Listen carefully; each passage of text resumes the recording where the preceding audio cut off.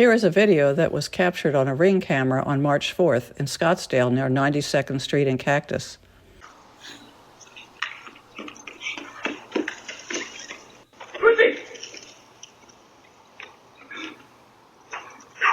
Hey, stop! Clear, come on.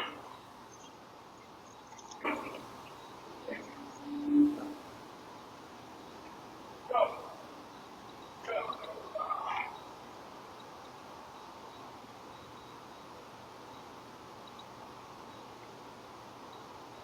From this video, it looks like the man had a leash that got tangled up and he was running away from the coyote. He did one thing right by yelling at the coyote, and then it backed off. On January 30th, the Arizona Game and Fish held a presentation to teach residents how to deal with urban wildlife in their neighborhoods. If we educate our neighbors, we can all learn how to use deterrence to make sure the coyotes don't come back into our neighborhoods.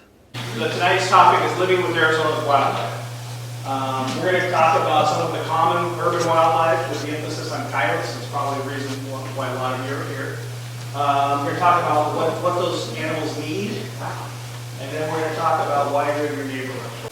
So, but like I said, most people don't think about these winged predators over here, the hawks and the owls and stuff though, and I imagine a lot of cats go missing and probably get taken by great horned owls. Cats go roaming at night, and unfortunately great horned owls are out hunting at night too. So we got our main problem animal here is our coyotes, followed in order by javelina and bobcats. One year we actually had more bobcat calls than we did javelina. So focus today is on urban coyotes, and like I said, the reason for that is a couple of things and stuff. Because one, it's our number one problem animal, but two, it's also because a lot of things that we could talk about and deal with these coyotes, the self-help and the methods we can use work for a lot of these critters as well. Okay. So when it comes to cats and small dog safety, there's a couple of things and stuff. So there really is no substitution for supervision. Supervision can be done in a couple ways though too. Okay. But really, the more times that a pet is left outside unattended, you're really rolling the dice. Walking your dog, Leash Law, Scottsdale Leash Law in the state of Arizona actually. But like I said, be aware of your surroundings. Look at places where coyotes, can sneak up from you, from behind you. Look behind you. I know it's kind of dark in a lot of neighborhoods, stuff goes. Carry a flashlight. Walk in groups if you need to, or if you can. Okay. Carry a walking stick. Something that's going to just throw that coyote off a little bit. Something different in your hand that makes you look formidable. Okay. If that coyote wants to get you or your dog, it's going to get you. Okay. So running from that coyote is not going to do really good. So what you do want to do is you have a small dog, you want to pick that little dog up. Okay. Keep big dogs close, and then you want to make yourself big, and you want to speak in low, loud tones. Okay. Again, low, loud tones. Make yourself big. Pick your dog up. Make that coyote focus on you, not what's at the end of your leash. Okay. Chemical deterrence. We'll talk a little bit more about this, but something small you can carry. Pepper spray. If you're going to get pepper spray, get ones that shoot a tight stream, not that clogging stuff.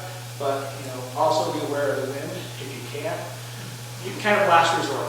Those usually get you about 15 feet. If that coyote's approaching, you can nail them. Okay. First and foremost, do not feed coyotes. And like I said, where those animals become a problem and become a human safety issue is the direct, one-to-one contact, human-fed. So removing or altering of the things that the animals may be attracted to, clearing bushes, shrubs. We don't do anything to discourage them. Again, like I said, they're learning from us, and they're learning every day that we're not a threat. Now, we can change that. There's some simple things that we use to reinstill that human fear response in them. Then that's what we need to do. And the more people doing these things within your neighborhood, within your community, the better off. Well, certainly the quicker you're going to change those animals' behavior, and certainly you'll have longer lasting changes as well. This is our, I wouldn't say silver bullet, but certainly one of the most effective and certainly cost-effective methods at hazing coyotes. Okay. What we're advocating is 10 to 20% ammonia diluted with water. Keep this ready. You see a coyote in your yard or whatever, go out there and nail it. Okay, and then work with your neighbors. The more people doing this, okay, essentially you're doing two things. Okay, Coyote comes into your yard, you nail him, load him up with ammonia water, okay? What essentially you're doing is you're conditioning that coyote to associate the location with this negative experience. You may never see that coyote at your yard, in your yard again, okay? Especially if there's not a food source there as well, okay? So, but also if they know that a human has caused them this irritation, if you're yelling at that coyote, get out of here! You know, you're effectively reinstilling that human fear response in it, so you're helping yourselves, your neighbors, your neighborhoods. This stuff requires time and effort, okay, but it costs relatively almost nothing. Okay? So that's what we're advocating, and the reality is we need to push back on these coyotes, okay?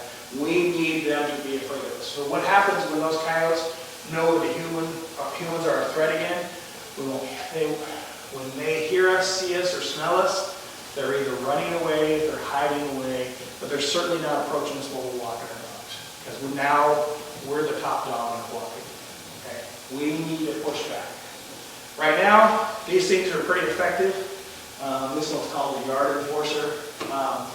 But they'll work year-round on bobcats or domestic cats if you don't like them in your yard. But there's motion-activated sprinkler head. Okay? But right now, when it was being so cold out, these animals don't want to be wet. It's hard for them to thermoregulate when they're first wet. And when those animals are afraid of us, and there's less food, one, they're not going to be in your community as often or be seen as often. If we change our own behavior and our own habits and stuff, though, we can quickly change animals' behavior as well. But right now, as these coyotes have not been harassed, and they're so comfortable around people, is that they're not readily running away from us. And coyotes need to be scared of people. So just even the perception of that coyote not running away, the perception is that coyote's aggressive. Okay? The other thing is when you walk in small dogs or if you have small pets and stuff though, when those coyotes are not afraid of us, they're taking advantage of those situations closer and closer to people. We want to push back so that they're afraid of people. And when they are afraid of people, one, you don't see them often, and like I said, they're either running or hiding or getting away from people. Okay? And like I've told Ron over here, if those coyotes ever cross the line, they haven't yet. Okay? All the emails that I got, all saying the same thing. Okay? If those coyotes ever cross the line, we're going to kill them. So there are some options and stuff, though. I mean, for cats, there's those Catios, if you will, or something else here today. But this woman here, this is a kit, and you can buy it at Home Depot or Lowe's. Motion-activated lights, they're not going to deter a coyote, but what they will do is let us know that something triggered those lights. But there's different ways to modify the top of your fence. Coyotes can jump a 6 foot, well, they recommend if you have a 6 foot or higher fence, this is a product for you. They make different mounting brackets that go on a block wall or chain link, that kind of thing. So these come in 4 foot sections. Found at CoyoteRoller.com, so pretty easy, Coyote Roller. What happens is the coyote can't, normally what they would do is jump up, use the top of the wall, and kind of push themselves up and over. So it's too balanced to get up and over. This is essentially greasing the top of the wall. So how do we fix this problem? Okay, again, we talked about short-term solutions. There is a list of removal companies that are licensed by Arizona Game and Fish Department back there. Those are current. Those licensed. Those folks are licensed. They can live trap on private property or with permission of the property owner. So when we get involved, it's when those animals have crossed the line.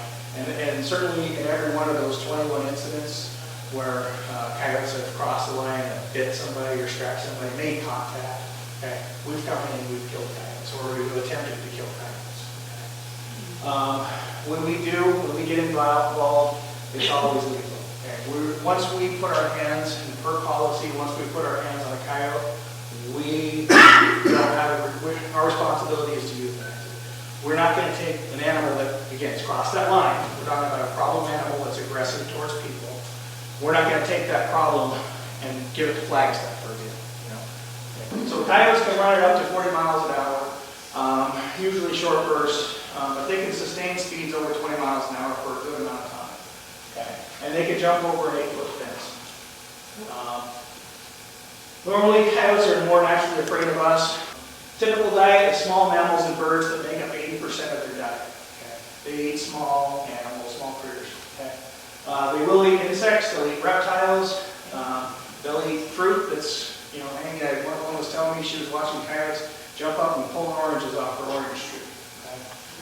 They'll eat, dead stuff, carrion, garbage, bird seed, and the pet food that's available. And again, they'll also eat, our small pets.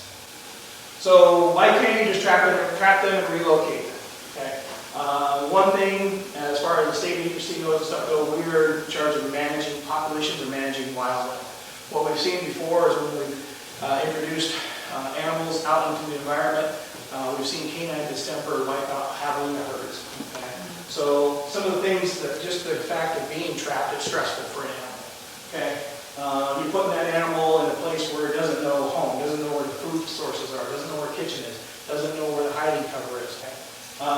Sometimes it's infected. A lot of times either of those coyotes will come back, pretty good homing instincts. And then also,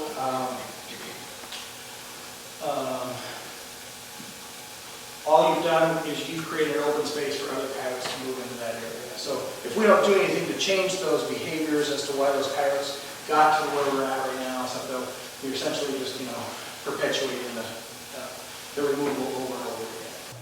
So, thank you, folks, and I really appreciate all of you.